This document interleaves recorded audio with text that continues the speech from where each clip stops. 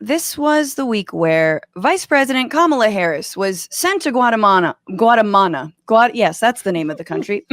This was the week where Vice President Kamala Harris was sent to Guatemala to discuss migration from the region, addressing the root causes of it, and reminding Central Americans of one very important thing.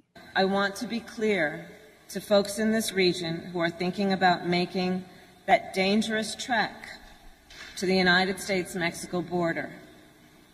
Do not come. Do not come. The United States will continue to enforce our laws and secure our border. There are legal methods by which migration can and should occur. But we, as one of our priorities, will discourage illegal migration.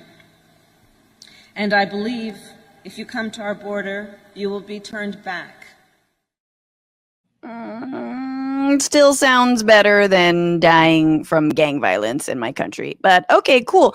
Do not come. Wow, she said that with such resolve. And before I get into it, I do kind of want like that audio recording on my nightstand, just in the more intimate moments, and we can just be like, Do not come. Do not come.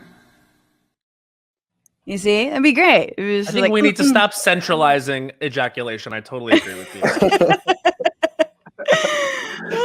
But like, my God, this was I was actually surprised at the outrage over this moment and heartened by it. Annoyed by the right wingers who were like, oh my God, she's mean to migrants. It's like, what? Excuse me? Really? Because your boy wants to build a wall. And then others are pointing out what is the difference between saying don't come and we're going to build a wall? So it just feels like the more things change, the more things stay the same, especially on this. And it very much feels like this was an assignment. It was it felt very much out of Veep.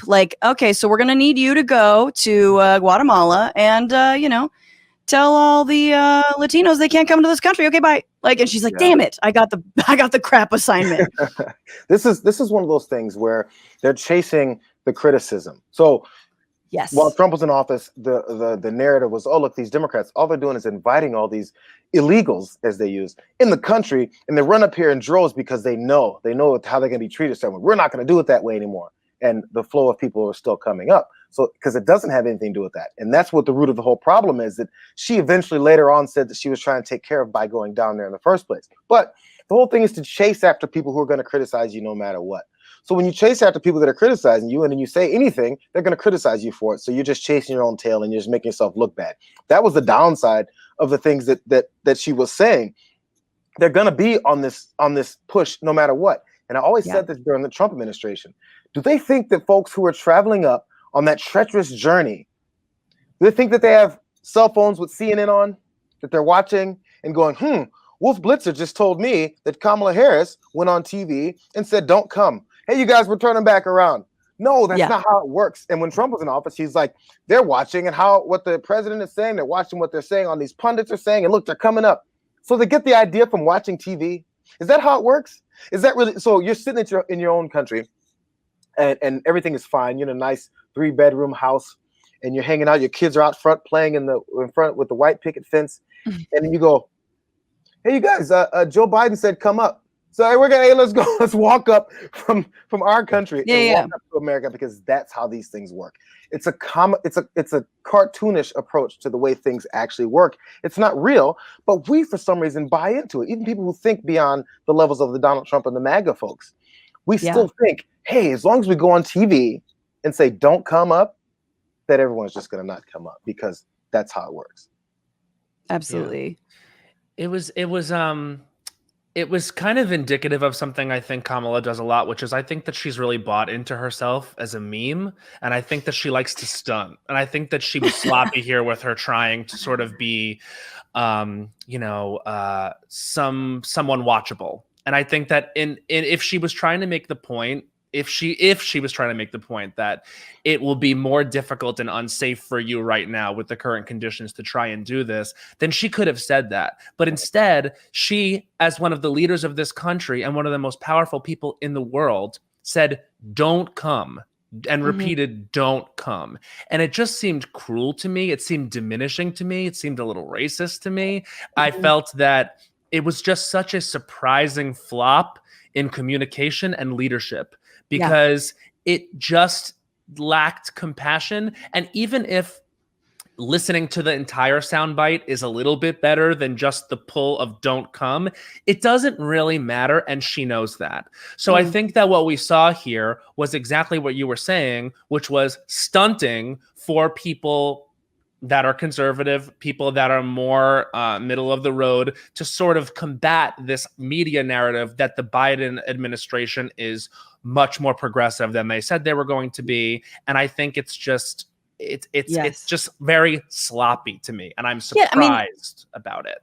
Yeah, and the same people who were calling, the hashtag Biden border crisis are now immediately saying, "Oh, wow, this was really rude. How dare you, Kamala?" Like I was saying in the beginning, it's like, no, this is a perfect example of the fact that you cannot win.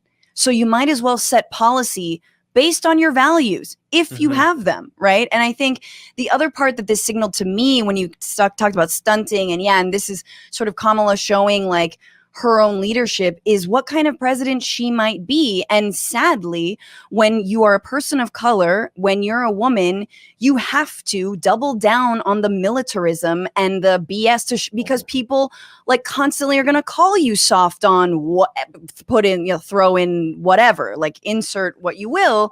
They're going to constantly be calling you on your credentials. Well, she was a prosecutor. Like, she got the militarism credentials, sadly. And for me, so the rest of the speech is better. However, what are the concrete things that she's doing to address these root causes? Well, one of them is creating a task force to stop human smuggling.